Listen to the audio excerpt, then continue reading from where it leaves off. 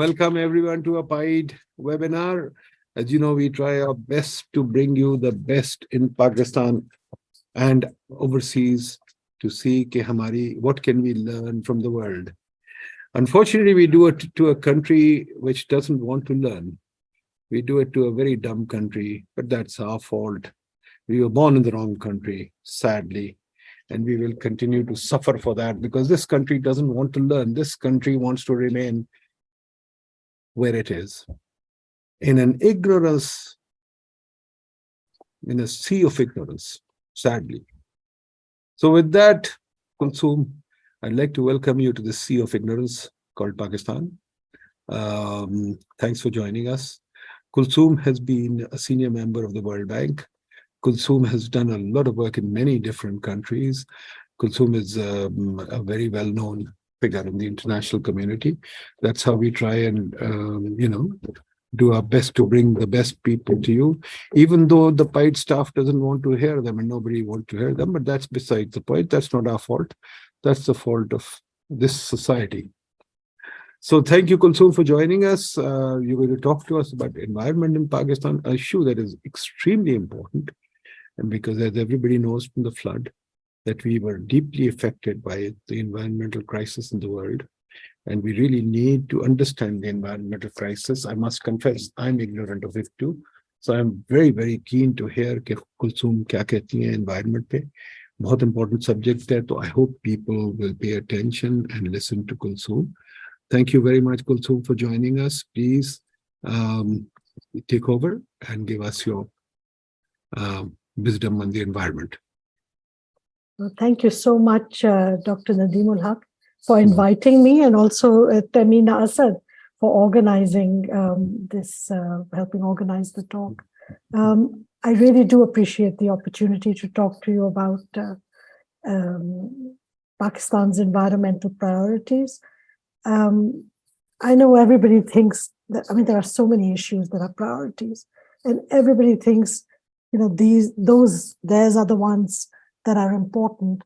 But I thought I would actually try and walk you through how, at least I like to think about it when you step on the outside and then take a look at the country from an outside view and then slowly try and build and understand what is happening.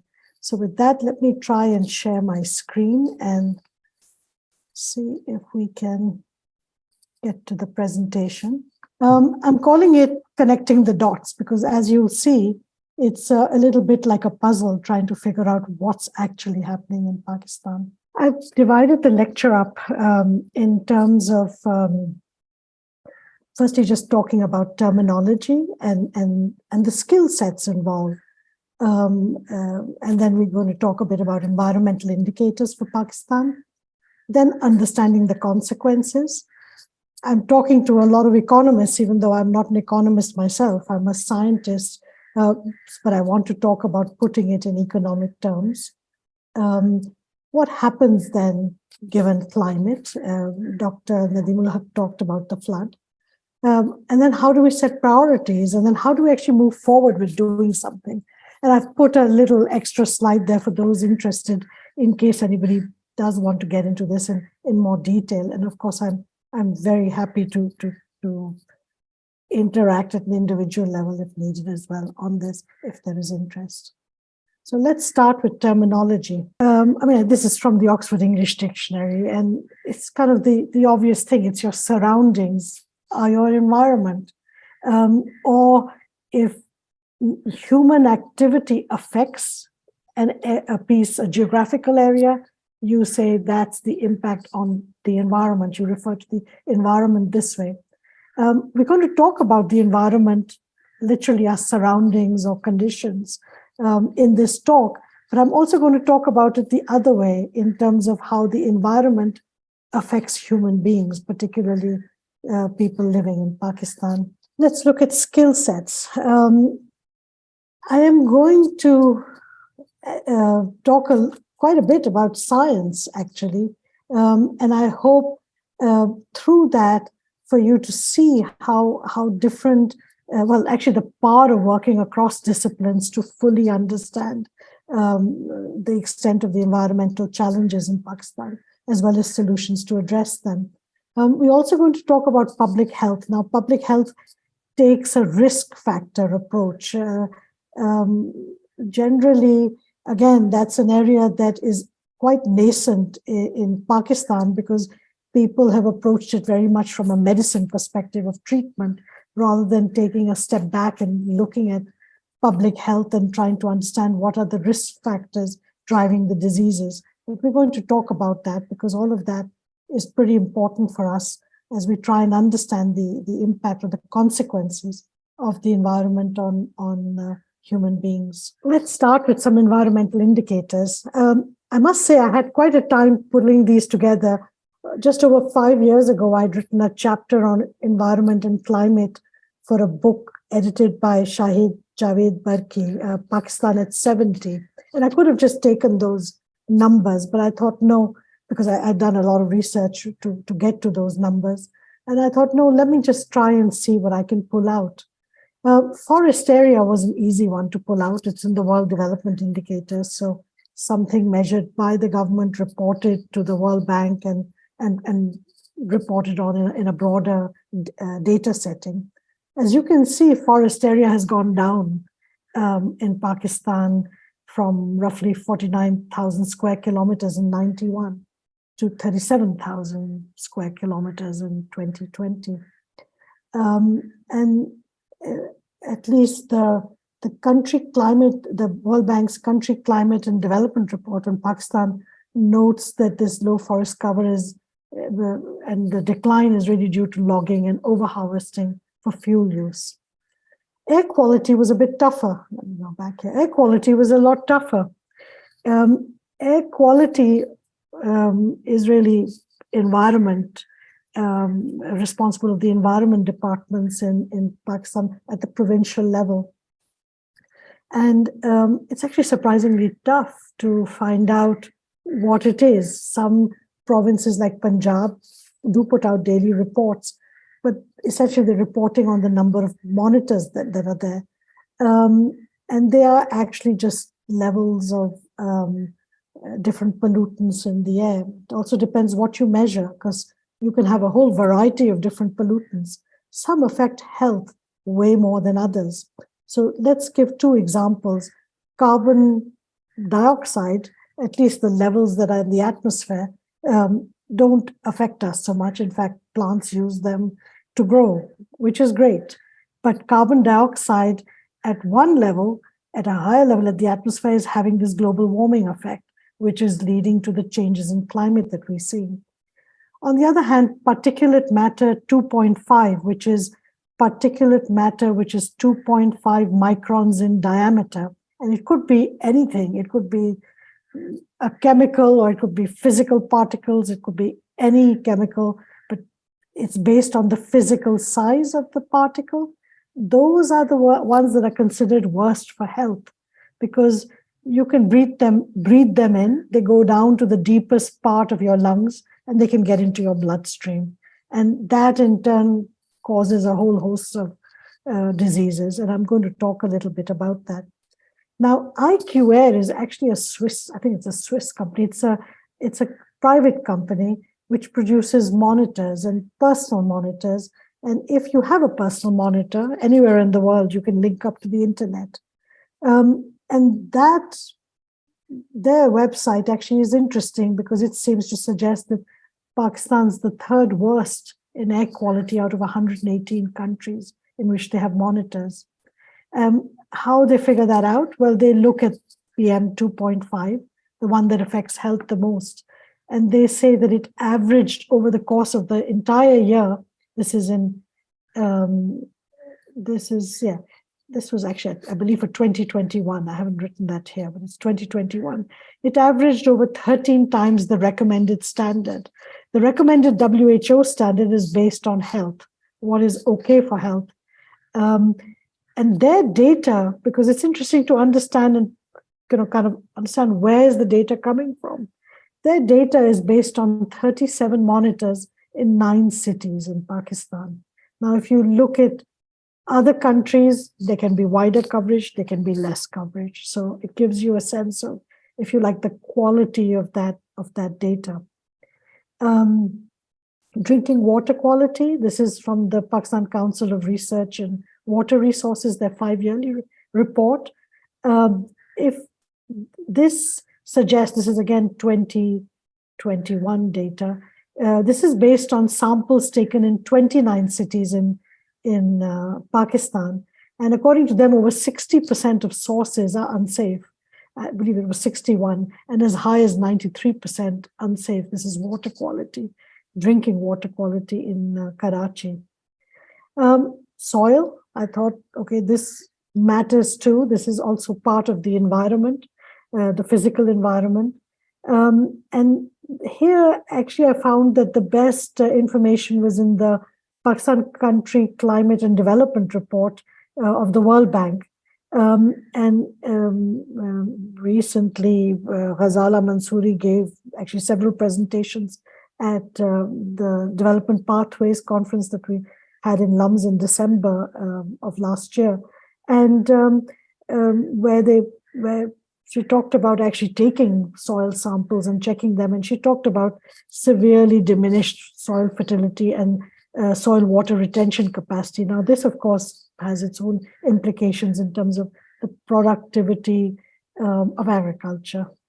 So as you can see, I had to work hard. I got them from all over the place. It was surprisingly difficult. If you actually look up the provincial environment protection departments, there's data somewhere, some cases, in some cases, there's nothing at all. And if the data is there, it's not necessarily complete. So actually, for me, all this resulted in a whole host of questions in themselves. And I'm going to park these for later, because I'd actually like to hear from you. Firstly, is all this data useful? And if yes, for who? Are we collecting the right data? Are we making it accessible? And who is the we? I mean, environment is a provincial government responsibility under the 18th Amendment in Pakistan. But yet there's this concept of, national versus provincial versus local. I mean, in the case of air quality, it's most useful for me to know what's happening physically around me, not perhaps something that's happening at the level of the province or nationally. But on the other hand, you can make national policy, to actually address some of the challenges, based on what are those environmental challenges. So this concept of, how big is the environment, the physical geographical area that you look at, and why. And really that needs to be thought of in the context of what makes sense in terms of what you're trying to do. But we'll come back to these questions later. Let's march on. So as you can see, the data is surprisingly difficult to find. Sometimes it's easier to look at the impact that environment has on people and then work backwards from that. In that context, really a major piece of work that's done globally, it's done at a global level, as well as at a country level for virtually every country in the world, is called the Global Burden of Disease Report. It's actually done every 10 years. The last one was in 2019, the one before that in 2009. And this burden of disease report tries to look at a country level and put all the diseases on an even footing. So they're equally putting premature death due to a disease compared with if you're just ill and disabled, unable to go to work. They try and put all of that in an even footing using a metric called the DALY, the Disability Adjusted Life Year. So it really is a measure of labor productivity. And so let's kind of look at what they say for Pakistan. And I've given the sources, so you can go there, and a lot of these are websites where you can play around and adjust things and see for yourself what comes out. So they're very interesting to look at if you have an interest in this area. Now, what causes the most deaths in Pakistan? You can see 2009, to 2019, right? 10 years. Neonatal disorders. But it's gone down 11% in this period. What's gone up, however, massively is ischemic heart disease. Stroke has jumped up, diarrheal diseases gone down to number 4. Then you see lower respiratory infections, TB. This is chronic obstructive pulmonary disease, diabetes, kidney cirrhosis. One thing that's happened in this period, 10-year period, is essentially when a country is poor, they have what are called mainly communicable diseases. So you can give them to another person. And a lot of ways to tackle that can be through vaccines or through very cheap treatments like oral rehydration therapy for diarrhea, or vaccinations, to prevent disease passing from one person to the other. Non-communicable disease, on the other hand, is totally based on kind of behaviors, and you can't actually, you have to manage them. You can't you have to either manage them or prevent them. You can't fix them. It's like a treatment for life. So, if you have diabetes, for example, you're managing it through your life. Or you have high blood pressure, you're managing it through your life. So it's a shift. And normally you see a country, as it grows richer, move out of the communicable to the more non-communicable diseases. But Pakistan hasn't finished with the communicable and now also has non-communicable disease. So it's called a double burden of disease. The shift was, now it's over 60% non-communicable disease in Pakistan compared with previously. Now, if we just see, this is again just taken from the same global burden of disease work. This is interesting too, because this combines death and disability, right? And tries to understand what causes the most death and disability. This actually shows you also the changes between 2009 and 2019. So neonatal disorders, as I said, 11% improvement, but they're still number 1. Heart disease has gone up massively. Stroke has gone up massively. Diabetes has gone up massively. Chronic kidney disease has gone up massively. Okay, these have come down, but still, our number. Number 1, number 3, number 4, number 5, lower respiratory infections, diarrheal diseases, TB.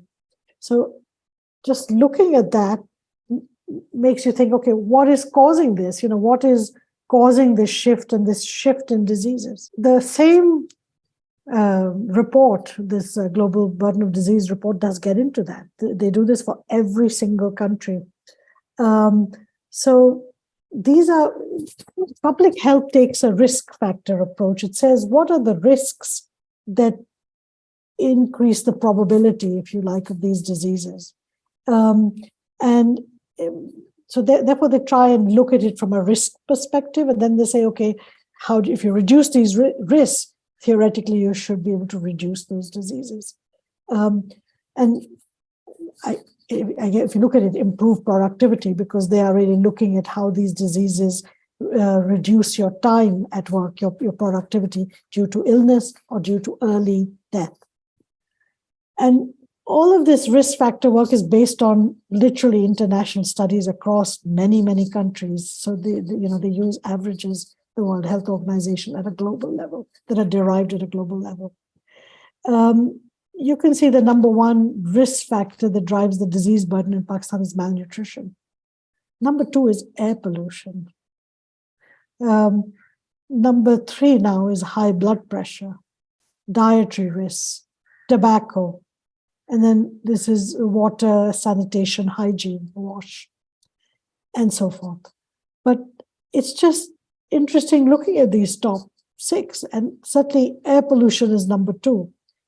So at least this seems to suggest that perhaps it's air pollution that may be doing things with respect to some of these things, stroke, heart disease, etc.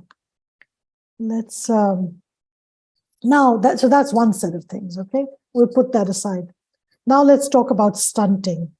Now, stunting is typically taken, at least in Pakistan, as a measure of malnutrition. It's measured monitored regularly in the demographic health surveys, and usually monitored through physically measuring the height of the children. But actually, what happens with stunting is that you're not just physically stunted, you're mentally stunted, your brain is damaged. So your cognitive abilities are less.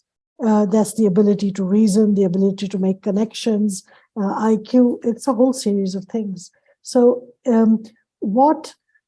again, this is health research performed all over the world. This is just very well known. Stunting is irreversible. Children continue to underperform in educational tests despite improved nutrition in later years. So, and this tends to happen in the first 2 years of life. If you have repeated bouts of a disease, essentially malnutrition and disease. And malnutrition, as I've put here, is not just due to the lack of the ability to eat, have good nutrition. It's also the ability of the body to absorb those nutrients and deliver them so that you can get that brain development. And this repeated bouts of disease, particularly diarrheal diseases, pneumonia, things like this, affect your ability or the ability of the child to make the most of that nutrition. So let's see what it is in Pakistan. Now, this is taken from the DHS, and I must admit, I did some research earlier this year with various CDPR colleagues funded by the International Growth Center. And this was something that I came across. It just completely shocked me. I didn't expect this. I knew that Pakistan stunting is actually bad. It's really bad compared with the region. And it's a region which has a very high level of stunting. 38% is the average that's usually quoted. But when you actually look at this is by income quintile. It's 57% in the lowest income quintile. That's 1 in 2 kids. And at the highest income quintile, it's 22%. That's almost 1 in 4 kids is stunted. That's kind of shocking. So this actually tells me a lot more than, this is just lack of, this is just due to lack of, malnourishment. This is not just due to lack of malnourishment. Believe you me, at the highest income quintile, children are getting enough to eat. This environmental factors resulting in those diseases are clearly having a huge impact in Pakistan. And this is consistent with air pollution, diarrheal diseases, the things that we see in the Global Burden of Disease report. Then let's look at deaths, because actually it's, again, in children that the measurements are taken, monitored, the data is monitored. Things are not monitored as easily across, in the country. So if you look at children under age 5 in Pakistan, and UNICEF has data in this is not including the neonatal infections. The number 1 killer is pneumonia. The number 2 killer is diarrhea. It makes you wonder, is it poor indoor air quality? Outdoor air quality too, but indoor air quality can be many hundreds of times. How do you get indoor air quality? Well, by burning firewood for cooking or heating. You generate massive levels of smoke. According to WHO, the risk of pneumonia virtually doubles following exposure to air pollution. And then what surprised me even more was that WHO reports that there are approximately 1 million deaths globally. And Pakistan is only one of 4 countries in the world where most of these deaths occur. So you begin to think, what is happening? When you actually look at air quality, you look at there are actually not many Pakistan-focused studies. There are a lot of international ones and have been actually since the 1980s. And it's surprising that there are so few studies in Pakistan, but people are beginning to look at this, including Zafar Fatmi at the Akhan University, Hospital University in Karachi. So that research is beginning, but there's still a lot to be done. Now, evidence from other countries, and this is strong evidence, right, suggests that air pollution causes all sorts of things, hospitalizations, infant mortality, low birth weight, fetal shock and death, reduced lifespan, labor productivity, low performance in tests, depressed earnings. There was even a study in the US on incarceration rates. That's hence the thing about higher incarceration rates. With indoor air pollution, where typically the levels are hundreds of times higher of PM 2.5, you can get even more specific and talk about acute lower respiratory infections, chronic obstructive pulmonary disease, lung cancer, increased risk of other morbidities too, like low birth weight, asthma, TB, blindness, cardiovascular diseases.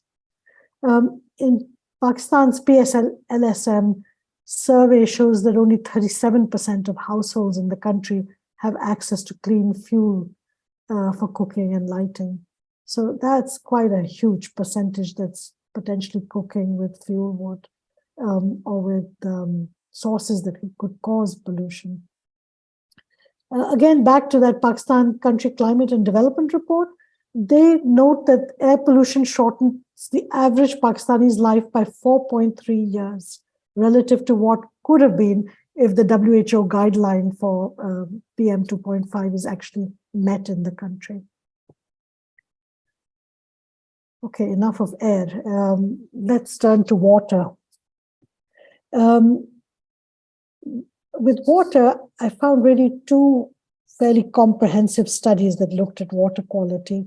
One of them, When Water Becomes a Hazard by the World Bank, looking at really wash water, sanitation, hygiene practices, noting that poor management of waste and fecal waste in particular has resulted in very high E. coli contamination, which results in diarrhea and permanent damage to your intestines, particularly of young children, where it may not even look like you have diarrhea, but the ability to absorb food or nutrients is compromised. And this could potentially lead to the high stunting rate nationally. This is the bank's report saying this. And they were talking about 1 out of every 2 children in Sindh is stunted. Again, a completely shocking figure.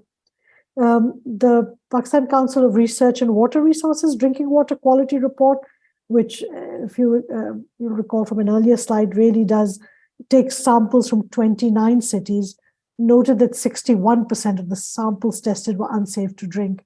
And they say that in that report, further consuming them may pose serious public health risk due to all of these different diseases that are written out there: diarrhea, dysentery, typhoid, etc., etc. So again, it's a pretty bleak picture. Soil and forest degradation. I couldn't find too much on this, but maybe I need to look harder. Again, as I said, the CCDR, the Country Climate and Development Report, is a good source because at least it was reported to us at this recent Development Pathways Conference that they actually did take soil samples from different parts of the country and test them, and the quality of the soil is become very, very poor, and its ability to retain water. And that, of course, means that yields are much lower, and the productivity of that soil is much less. And this is due to a variety of factors, including how we crop, our cropping practices, the fertilizers we use, even things like going into marginal and fragile land or cutting down trees, because trees help to retain the quality of that soil, ensure that the quality of that soil is maintained. Okay, now what does it mean in economic terms? I mean, I've talked a lot about health, and shown you from a science research link perspective what the effect of the environment is. Now, what does that mean in terms of in economic terms? You all are the economists, so you can tell me more about this. I'm hoping when at the end of this presentation. Let me instead focus on just some aspects. The first is labor productivity. We keep talking about that because a lot of these studies that look at the economic cost of environmental degradation essentially take the fact that you're losing so many, either it's because of early mortality, losing so many years of life from your lifespan, or they take it from the perspective of illnesses, being away from work. So they use that, they very much use the labor productivity angle to figure out what that means in GDP terms. So the World Bank had done a study in 2008 using 2005 data. It was a study that was, it's actually a report, which is a global report, but there was a case study in Pakistan in there. And I give the reference later.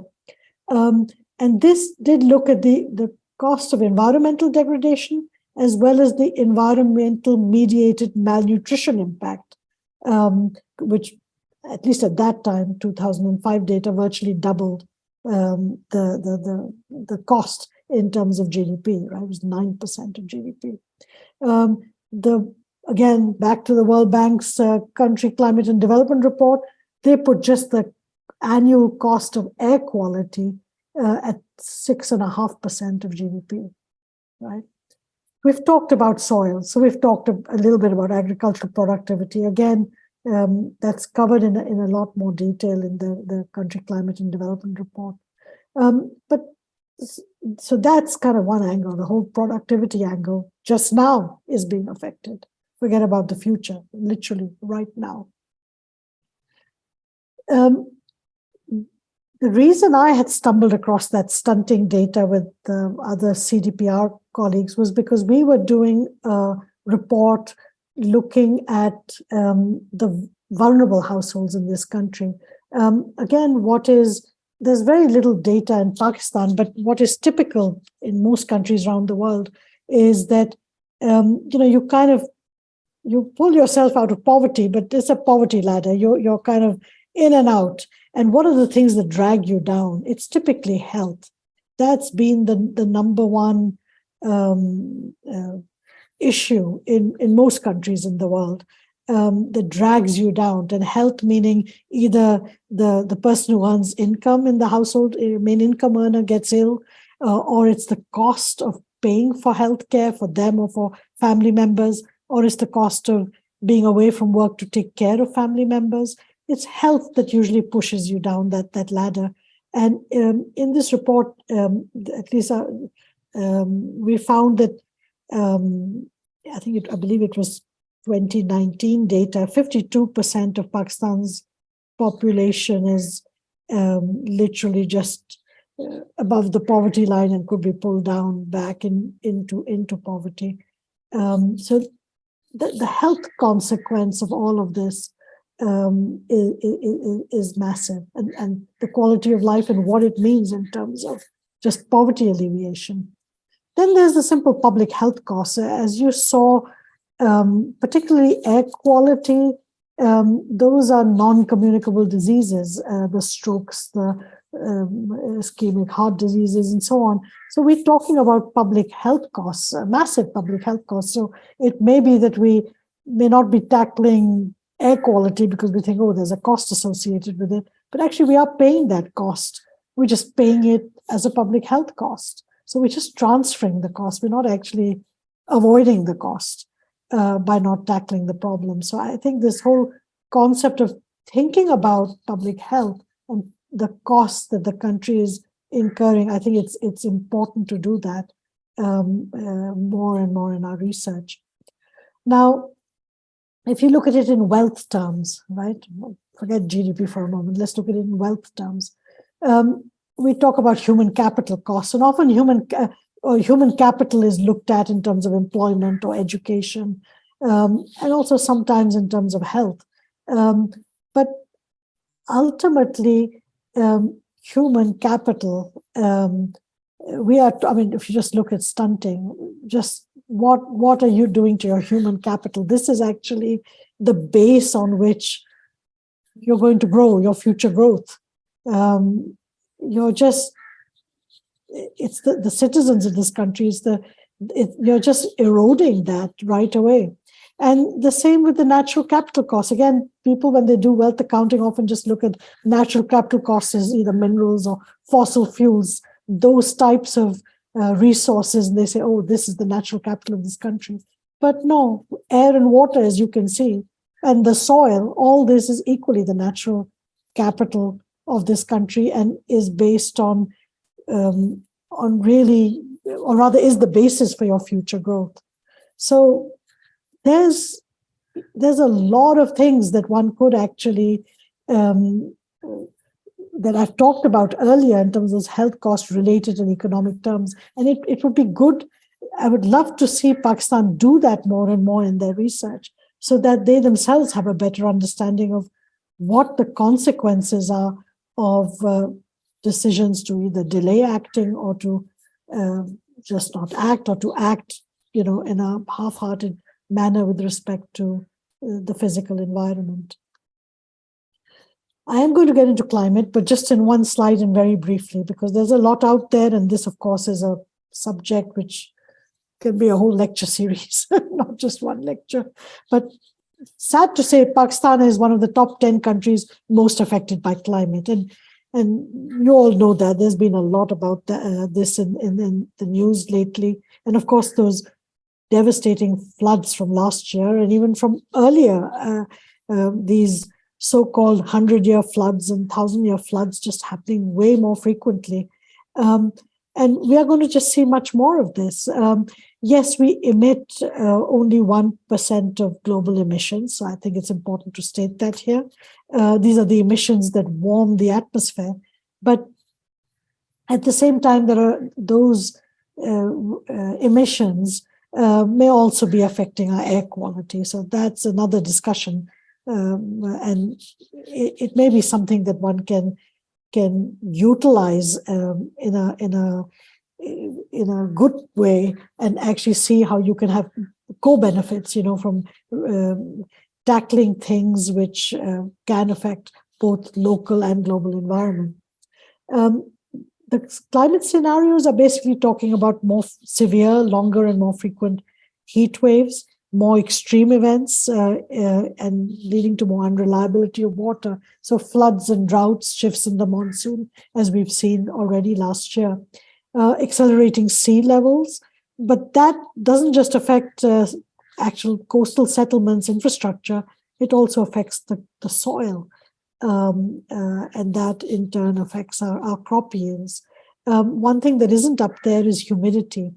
Humidity, in a way, we focus a lot on these extreme events, but actually it's the actual change in climate, the shift in temperature and in humidity that actually causes, that can actually have a massive impact. I mean, it impacts even just the yields of our crops, because something may be warmer or colder, and therefore either a crop may last longer or may not give the same type of yield that it's done in the past. A combination of heat and humidity also affects people. I mean, affects your ability to, just deaths. I mean, it's kind of, we talk about deaths from heat waves. That's usually because of a lethal combination of both heat and humidity. So it's these types of things which are equally massively worrying, not just the big events which in a way grab our attention, but just the day-to-day changes that are happening. But the implications of all this is that, of course, there's a much higher risk of food and water insecurity. All these gains we've made in poverty reduction just become more and more difficult. And as we saw with the floods, there's the potential to reverse these gains, I mean, literally overnight, as in addition to societal disruptions and so forth. So climate just makes everything worse. Let's be real about that. we are already in a pretty bad situation in terms of environmental degradation. Climate just will make things even worse.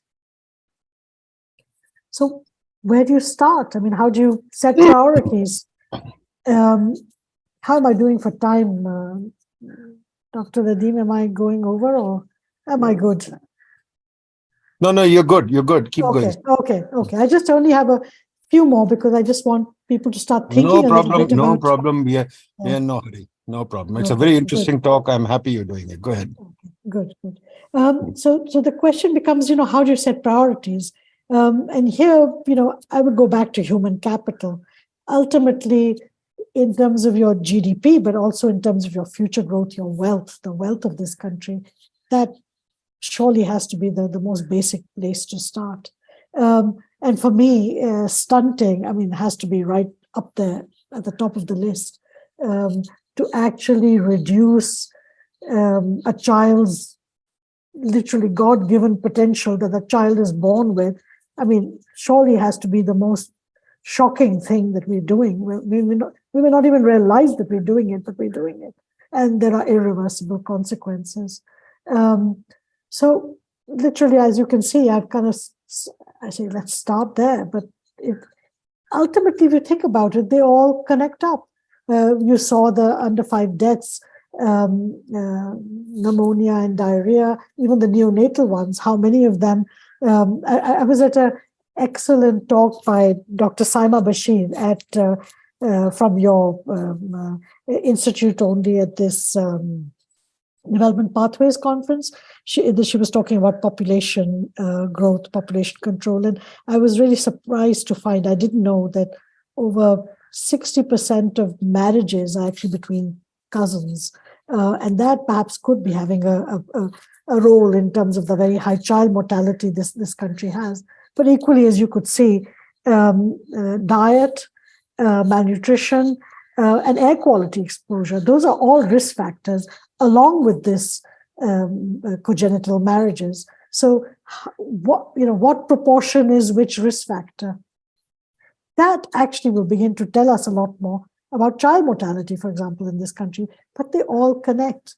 Literally, the consequences of the quality of the environment actually are affecting a whole host of things.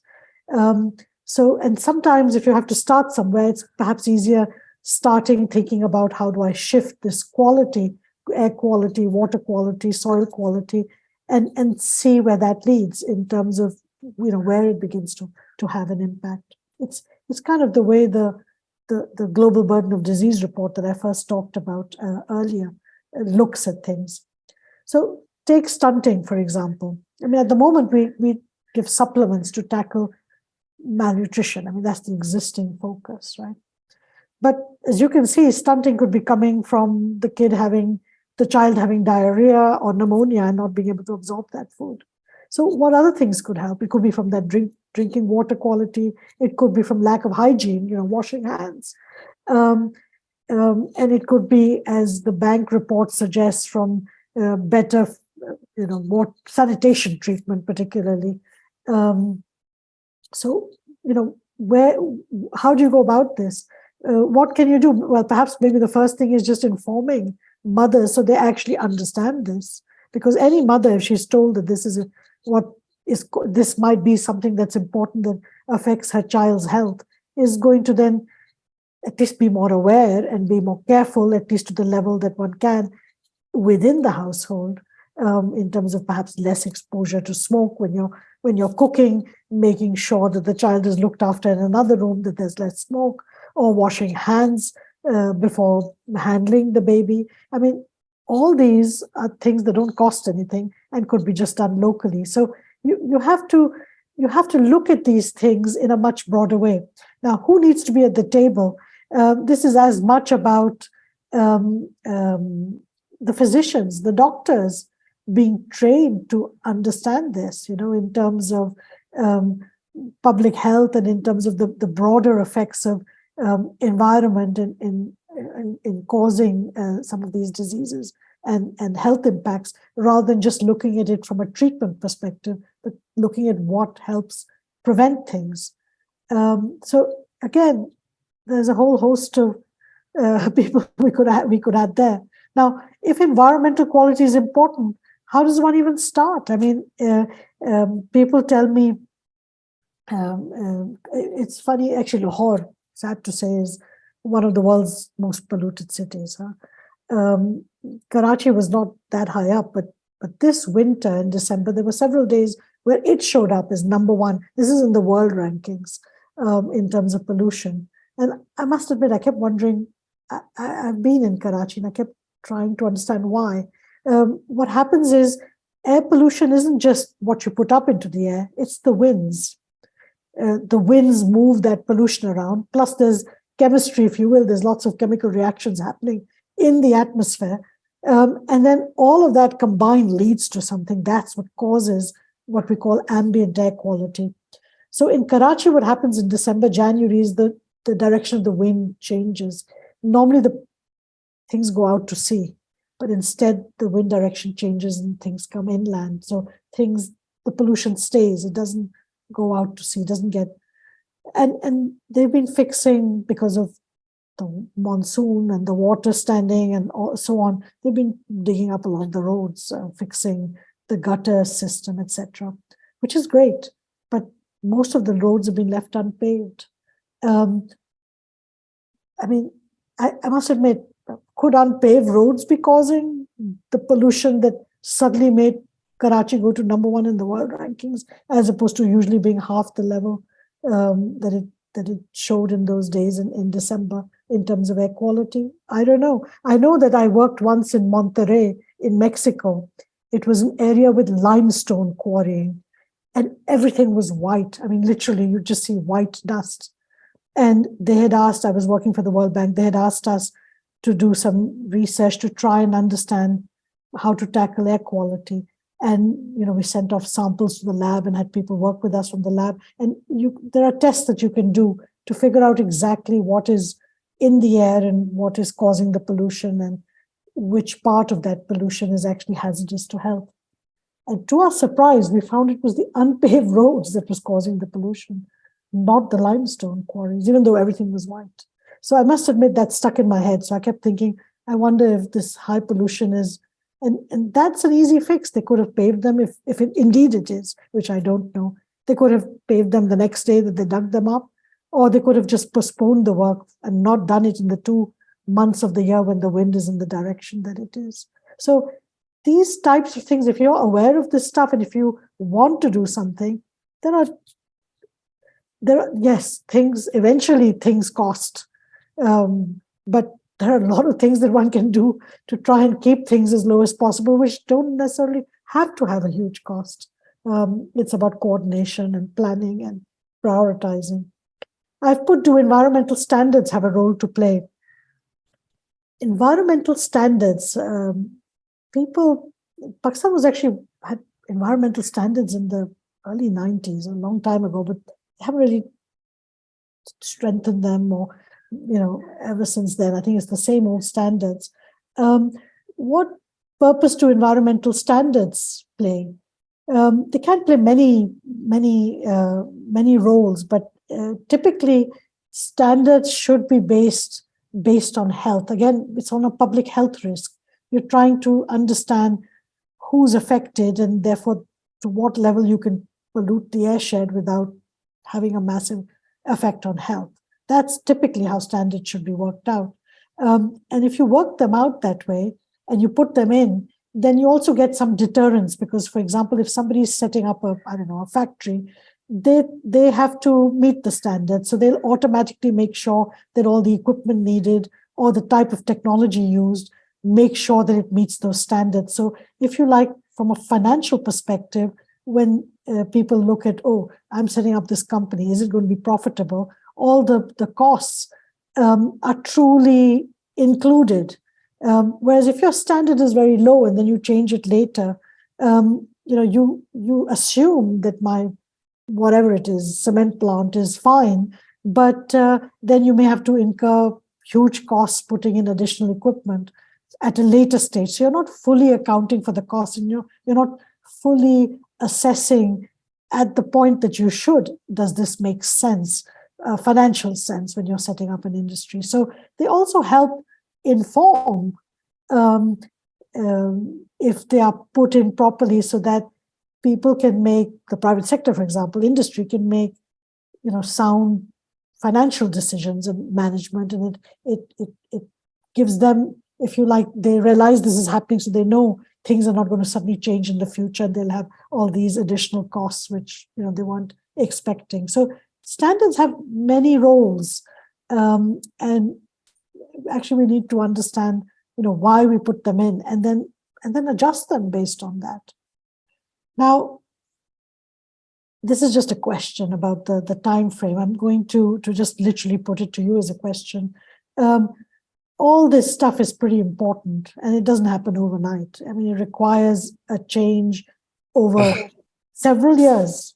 Sometimes it can be quick, like Karachi's air quality could be quite quick, most likely, simply because the breezes, the winds make sure the pollution is washed out. Lahore's is a tougher bet, because there the pollution gets trapped above the city. So some of these actions need to happen over a long time frame. How can you assure that, given that there is, given that in any country, political time frames are 5-6 years at best? Okay, let me come back again. I'm just putting up once again these questions that I parked earlier about environmental data. This is just to remind you. I'm not going to go through this since I went through it earlier, but I do want you to think about these, and maybe come if you have questions or comments on this. I'd love to hear some more about it. And then finally, I think my last slide is the more reading. I've literally put the web links. The first one I've talked about quite a lot, the banks, World Bank's Pakistan Country Climate and Development Report. The path to a successful Pakistan. This was the report with CDPR colleagues that I did, and Dr. Sawal Naseem, who's now at Colby College but was at LUMS at the time, did a lot of the air quality work. So a lot of the air quality impacts and studies I talked about are given in more detail in this report, so you can find them there. Environmental health and child survival was the one that had a case study in Pakistan looking at both the environmental degradation costs and the environmental mediated malnutrition costs. But this was at a time when the WHO and the World Bank came out with a broader understanding of what causes malnutrition. And then when water becomes a hazard, we've talked about that, the recent World Bank report. And then I've put this Pakistan Council of Research and Water Resources, because I thought it was quite an interesting report in terms of drinking water quality. Let me stop there and hand it back to you, Dr. Nadeem. Thank you, Kulsum, for a very interesting presentation. I really think you did a great job. You summarized the literature as well as gave us fresh insights. I'm really very thrilled to hear this. It's a wonderful presentation. I really feel a lot, how should I say, not good about it, bad about it, because life looks very precarious. But let me just raise a question before I go to the floor. Please, folks, raise your hands, whoever want to ask a question. You know our rule, anybody can ask a question, no problem. Kulsum, what if I said to you that this is not a problem for us? Climate change, the world is going to pay us. So we are quite happy. We're going to sell climate to the world. They're going to give us money. So the more floods, the better. Even other things, we're going to sell the world disaster, and the world will give us money. So that's at a flippant level. But at a more serious level, Kulsum, let me ask you a question. Is all of this very alarming factors, alarming results, are they not a result of one single factor, which is the lack of governance in the system, which is the fact that our politicians are not interested in real issues, the fact that we have no local governments, the fact that the people themselves are totally, what should I say? They remain kind of immune to all this. I mean, to an average Lahori, for example, I mean, you know Lahore, I'm a Lahori. When I say this to my friends, you're killing yourself and look at what's happening here, they laugh in my face and they say, oh, come on, stop being alarmist. You can't take this seriously. So in some sense, AIDS, I think it's a governance problem. We really don't care. Politicians, our leaders, our bureaucrats, our generals, our judges just don't care about any of this. These reports come and go.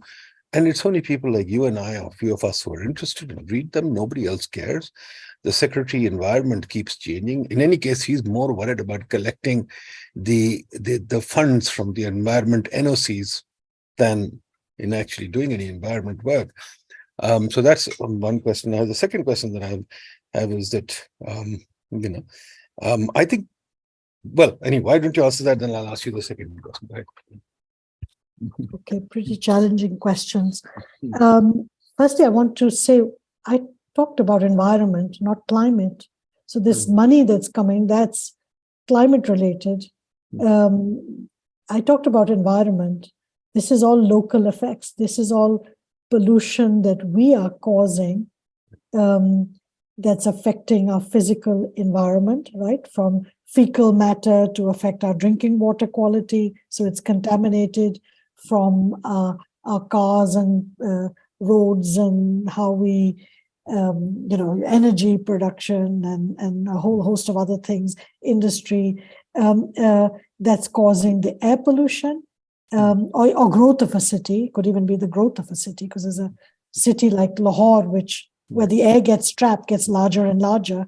There's more and more cars, and therefore there's more and more pollution. It's got nothing to do with climate. This is just local pollution. So we are the ones causing this. I appreciate that, Kulsum. I appreciate that. But the way our leaders look at it is, these are all bankable propositions. So we'll go to the World Bank and say, children are stunted, give us money. We'll go somewhere else. So unfortunately, that's the way we look at it. Yeah, but we're not stunted because of climate. We are stunted because of the fact that we have air and water quality issues in our country. So we may say that, but that doesn't mean to say that we'll necessarily get the money. I mean, that's the other thing. I mean, you actually have to look at what is, and people are looking at this when the climate finance part of it.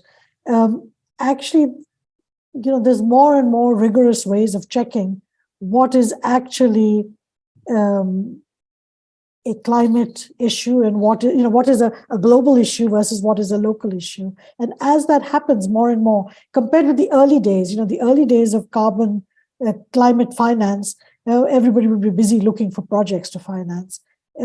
That's not the case now. There actually is tons of things to be done, and therefore, I think this trying to figure out what is local, what is global, what one pays for, what is the commitment, because people also don't want to put money into things where you put money into something which then just continues to be bad. That also is no good. And therefore, some of these things need, both the local and the global angle in order to get fixed. So I don't think it's so simple that, the money will come and it'll get fixed, because the money may not. Firstly, look at the air quality thing. I mean, money, all very well, money, but the thing is, unless you fix the problem, doesn't matter how much money comes in. It depends what you use it for and how you use it that matters in terms of fixing that problem. So ultimately, what you say, is it a lack of governance? When I look at other countries, what made them change? And let me just talk about air quality, because one can do the same with water or with soil. London used to have massive fogs from actually using poor heating fuels, in the 40s and 50s. And actually, they were the country that brought in the first Clean Air Act. There were thousands of people that used to die in these fogs. One famous one, Churchill blamed on weather, right? Because he also didn't get it. That was air quality. So that That was one. In Bogota, in Colombia, there was all this discussion, but actually things only started to move when actually one senator was standing, a man was standing for election for senator, and he's hung up a white blanket in the middle of Bogota, which after 5 hours was black. And he told people, this is what's happening to your lungs. I'm going to fix this. He got elected. And then, people suddenly became much more aware that this is what's happening. So it's kind of interesting. What is it that drives things? China had just massive growth. China didn't really pay as much attention on the environmental side. Then there was a realization in China that they needed to change. It was because of health costs. So, and they've made a massive change in terms of how they've tackled things in order to get to a better place. So, and I mean, just think about it this way. Karachi or Lahore is more polluted than Beijing. We used to always say, oh, Beijing is so polluted, but actually even Karachi is more polluted than Beijing, forget Lahore. So what causes it? People have to want it. Literally, people have to want it. And then if you want it, yes, things will change. But people have to want it. You're on mute, yeah. Okay, fair enough. But this is what I'm saying. The people don't want it. And the people are not willing to put themselves to any cost whatsoever to correct the environmental issue. They'd much rather lower their lives by 10 years. They're quite happy to do that. They've got no problem there. And in turn, our leaders, they're not like, the Bogota leader, I forget the guy's name. They're not like him. Our leaders are all after one thing only, which is power. You can see that this by the struggle here. They just want power, and they don't care how. I mean, you talk about pollution, for example. We've tried to do this in Islamabad. We've tried to tell them, look, guys, we've tried to tell them that, look, that the parking is a clear issue. And we've developed a whole parking plan for Islamabad. We spent 3 years trying to lobby Islamabad to introduce a parking plan, introduce a car policy, something to do with cars. And Islamabad refuses. Lahore refuses to even talk about it. Lahore is larger than New York. And Lahore refuses to talk about it. And we've looked at it, that the pollution in Lahore is in large part caused by cars, or vehicles. Of course, there are other things like burning crops and like factories too. But there is absolutely no desire. Parliament won't discuss it. Would you agree that that's a major issue? I think it is a major issue. And at some point, it literally, it hurts and somebody will want it. I have to tell you, when we were doing this CDPR, the IGC funded report linked with Kamyab Pakistan, the one that I put the reference up for, CDPR had some workshops, and there was one on air quality. And I must admit, it really struck me. I believe it was somebody from the urban unit, if I recall correctly, who said that they'd done some willingness to pay studies for better air quality, and the poor were willing to pay, but not the higher income quintiles. I thought that was an interesting observation that came out of their research. So at some point, it'll matter. Because people are beginning to realize it. I suspect the poor realize it for the reasons that I've explained, that, often that's what pulls them down that poverty ladder. So it's something that they feel needs to be tackled. Okay, let's go to Sobia Rose. Okay, ma'am, it was a wonderful presentation, and the topics you have discussed are very close to my heart. Actually, I am a student of environmental economics, and right now I'm working as a research fellow with PIDE. So I have many questions, but I think I can discuss those questions after this session. But my first and foremost question is this: in Pakistan, we have ever increasing population pressure. To feed this population, we need more crop per drop. This is the slogan by the PCRWR and all the other water-related organizations of the country. And secondly, we need more productivity, agricultural productivity. But back in a few days back, I had some meetings with some people in the government circle, like people who are policy makers in this country. So we were doing some advocacy regarding organic farming. So organic farming, no any like we can say there is it's not in demand when it comes to productivity.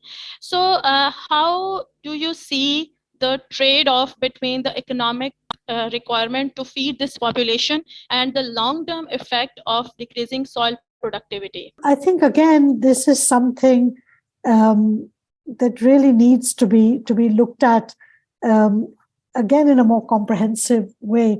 One of I used to be the manager responsible for land at one point in the Europe and Central Asia region of the World Bank, and what I found absolutely fascinating there was actually the whole discussion linked with land registries and if things having electronic land registers and then seeing how different smallholders can combine their area and farm it together in order to get better yields, and even just how you farm and where you have trees, even grow trees literally on the farmland in terms of replenishing the soil and so forth. So I think it's actually a much wider discussion rather than just a very direct,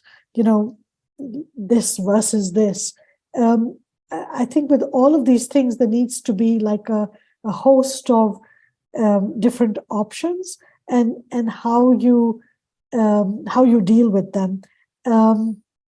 Romania, for example, one of the things the World Bank was helping with, because there was a lot of pollution going into the Danube, was actually a project that focused both on rural water sanitation, but also on manure management, and not just managing that manure, but then using it for organic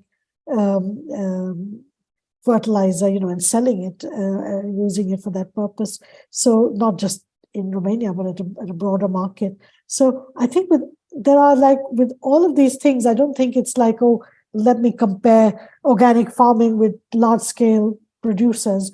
I think you've got to kind of have several strategies in terms of what you do. I think water, it has to be a critical part of the conversation, because as I understand it, this kind of completely flooding the soil before planting, etc. I mean, that's basically killing all the micronutrients and the biology, the organisms in the soil.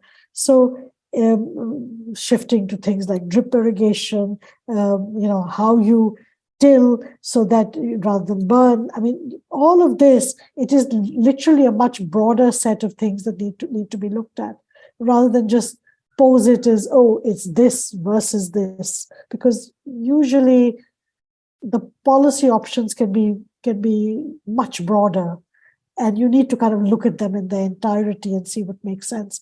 The other thing, of course, is linked with, again, back to the link with climate, with water, where water is going to be available and where it's not, and what that means in terms of what we grow, so that we don't grow things that maybe are using a lot of water in a water scarce area, but are growing instead higher value crops. So it's also thinking about that.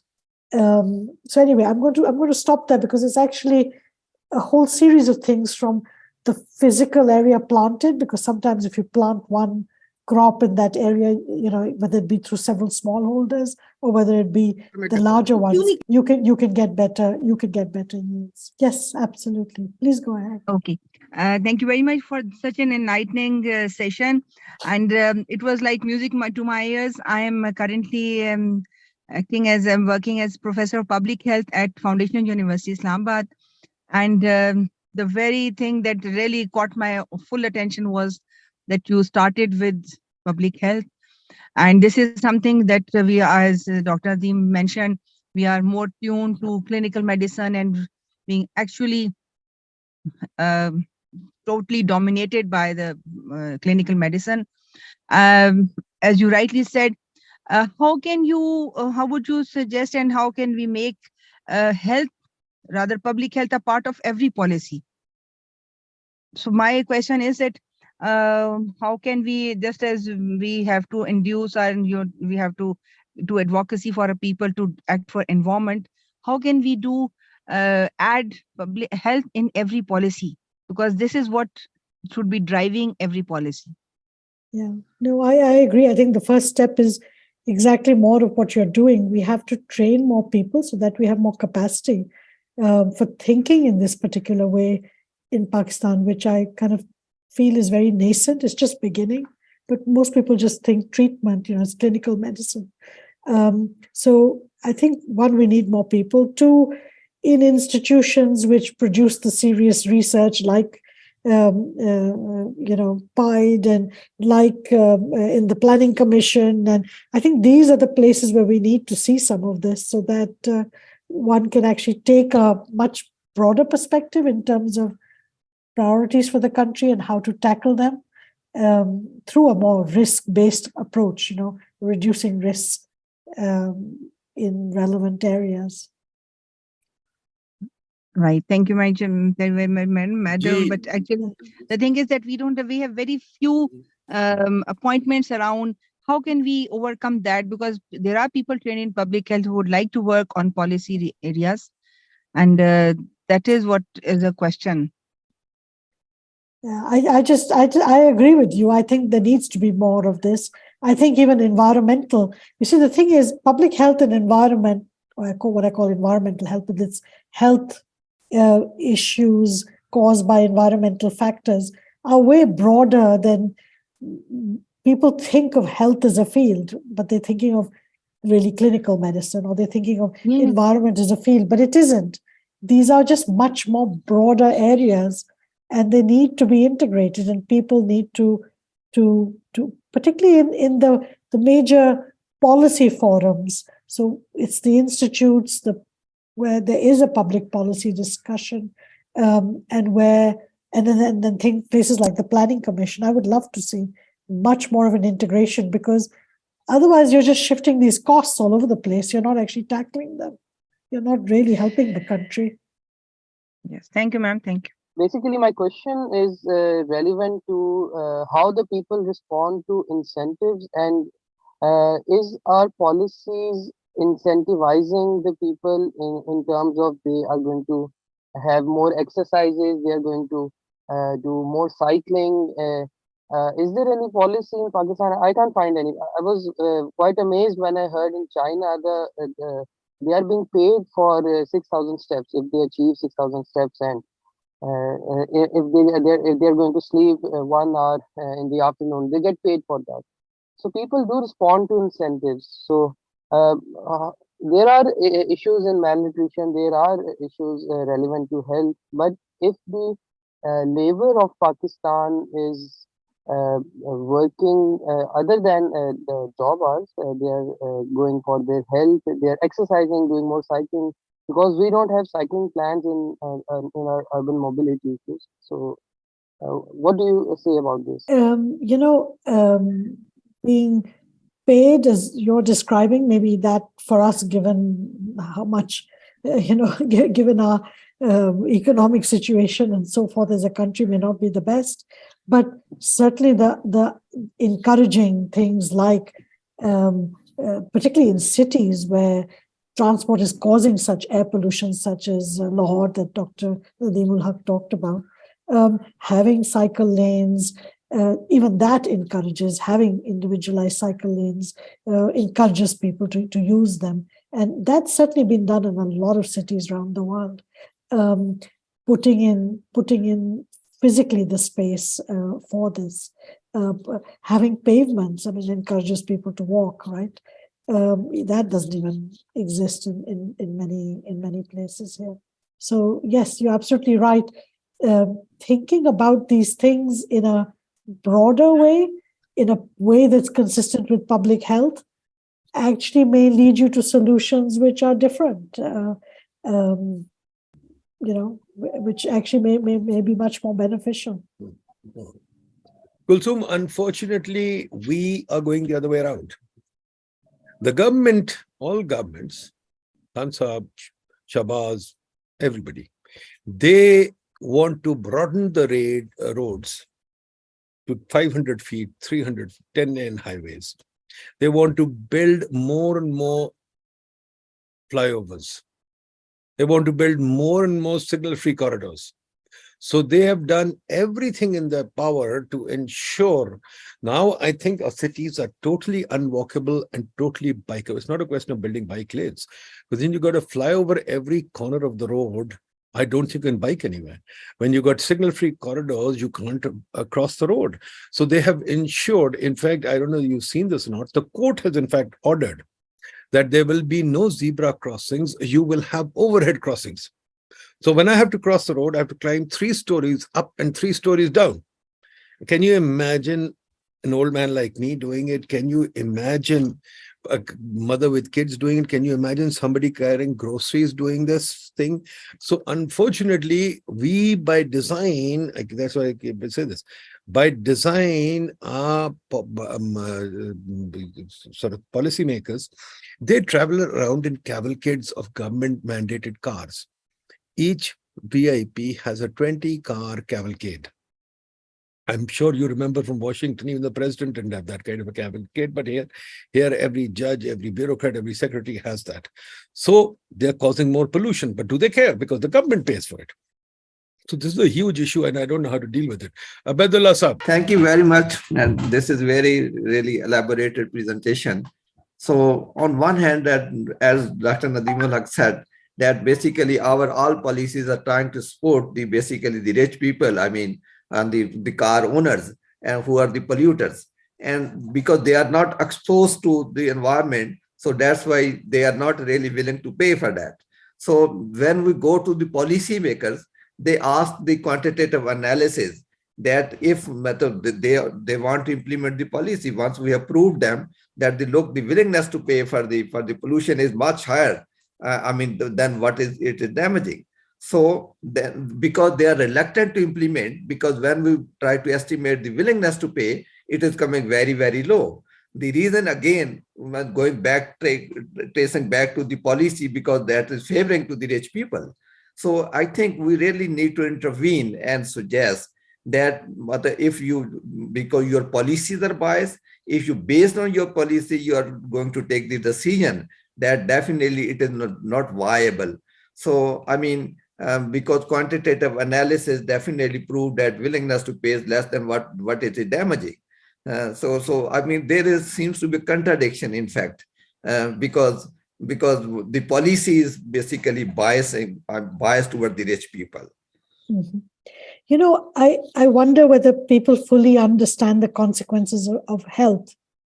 I don't think so necessarily, because certainly when I talk to people, for example, with that stunting data, and explain how even in the richest income quintile, 1 in 4 children are stunted, people get shocked. They don't understand that. So I think part of it is information in terms of people actually understanding what the consequences are of the pollution.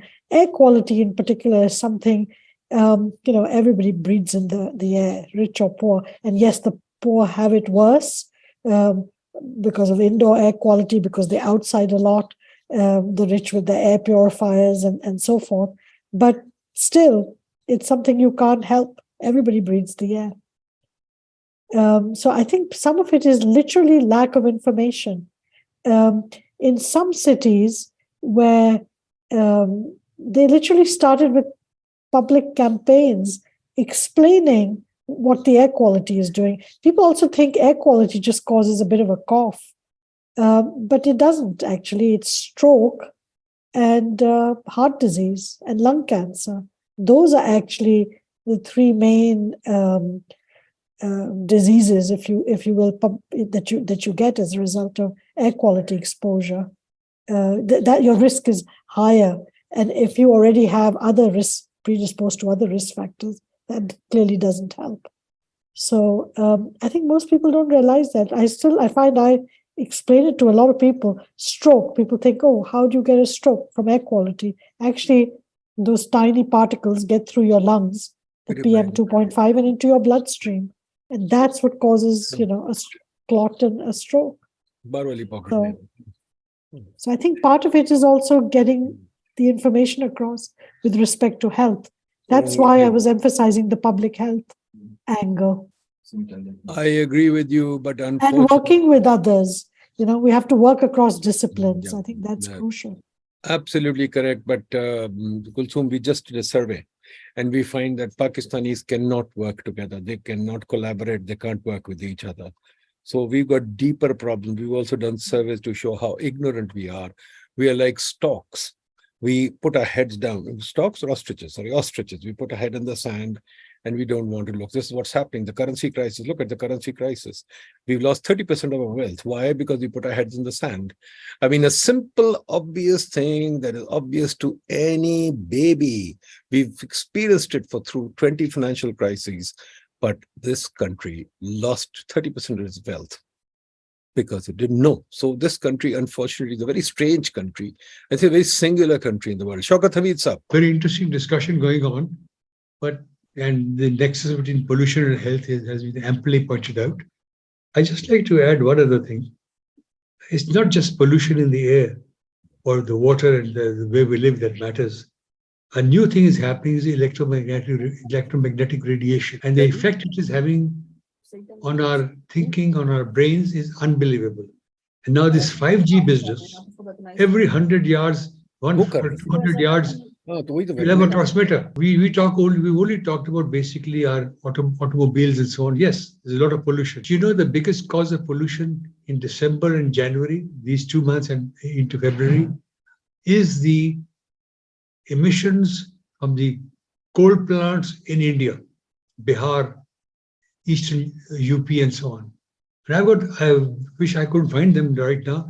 I could show you those pictures taken from space. Little points that start spreading out bigger and thicker, initially very thick, and they spread right up to the Indus and down to Multan. That is another very serious. So coal, of course, I'm sure you pointed it out, but this is another serious. In Indonesia, pollution from automobiles, what they've done is any car coming into the city, if it has only one driver, is fined.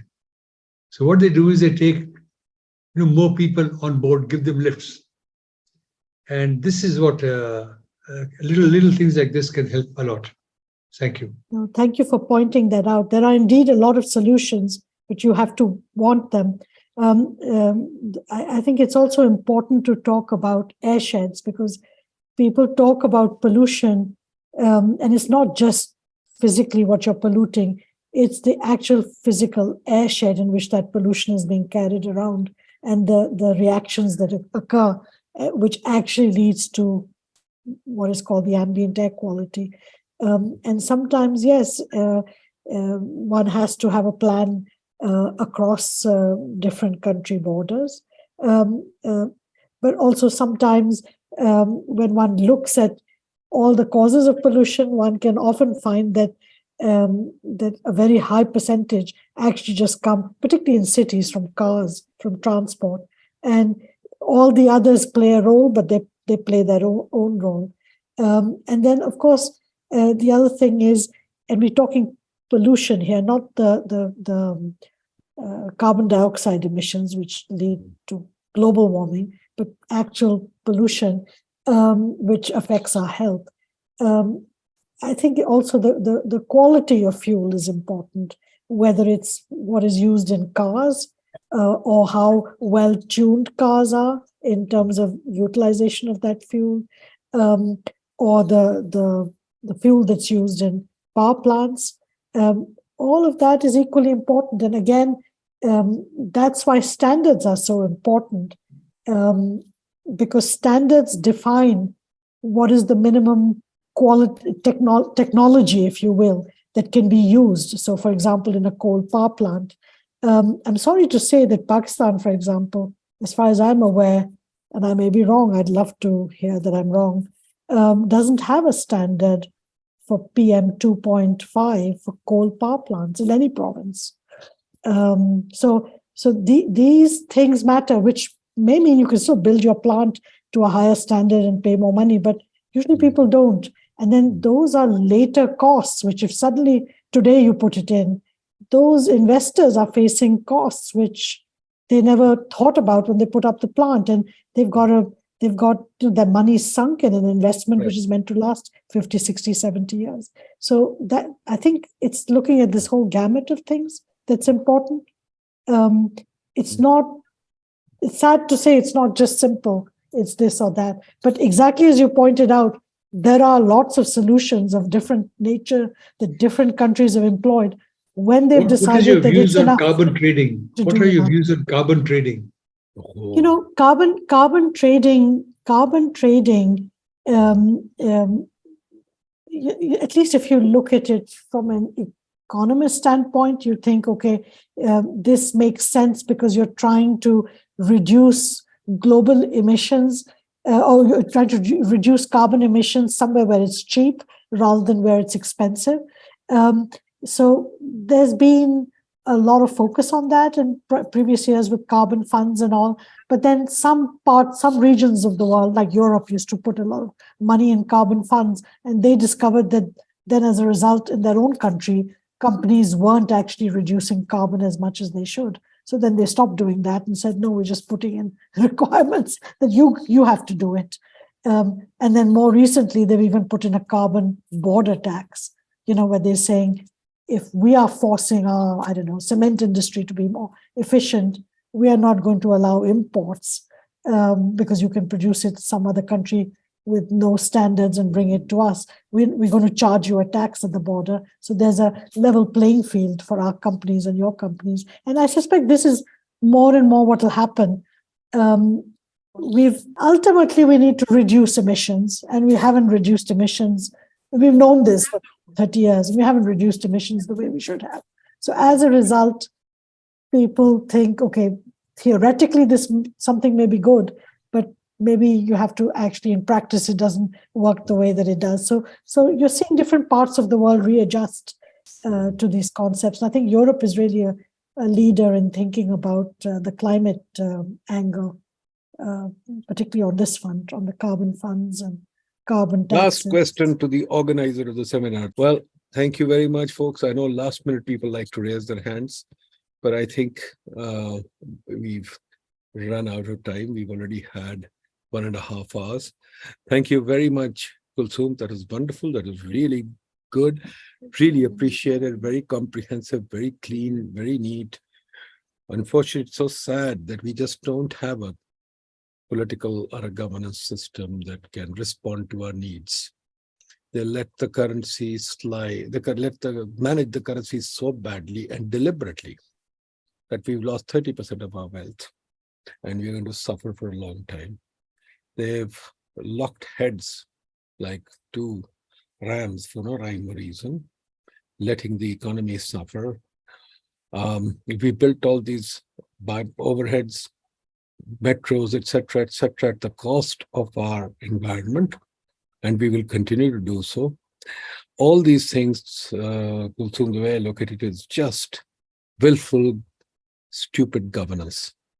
They could have easily fixed these things. They still can. But unfortunately, our leaders are too preoccupied with their egos that they will never listen.